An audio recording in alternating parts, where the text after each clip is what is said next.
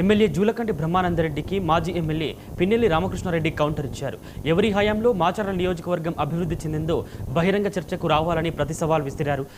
పసర్లపాడులో ఏ పార్టీకి సంబంధం లేని యువకులు మద్యం మత్తులో పరస్పరం ఘర్షణపడి సీసాలు విసురుకున్నారు. ఘటనను వైసీపీ మోపడం చిల్లర రాజకీయమని మండిపడ్డారు. సమయం వచ్చినప్పుడు ఎమ్మెల్యే అరాచకాలు బయటపెడతారని పిన్నెల్లి హెచ్చరించారు.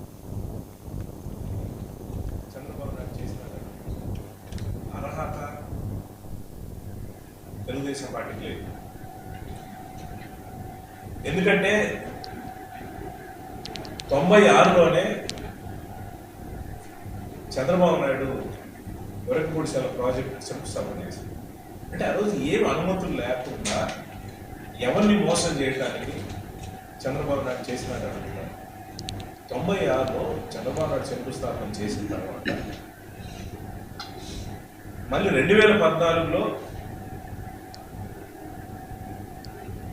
చంద్రబాబు నాయుడు ముఖ్యమంత్రిగా ఉన్నప్పుడే అసెంబ్లీలో నేను అడిగితే ఈ ప్రాజెక్టు సాధ్యం కాదు, ఇది ఫారెస్ట్ డిపార్ట్మెంట్లో 3 lakhs రావాల్సిన పరిస్థితి ఉంది, ఇది కేంద్ర ప్రభుత్వం నుంచి తీసుకురావాలి, ఇది సాధ్యం కాదని అసెంబ్లీ సాక్షిగా చెప్పిన పరిస్థితి. నేను గతంలో 2-3 సార్లు కూడా దీని గురించి చెప్పినట్టు. ఏపీలో పెట్రోల్ కోసం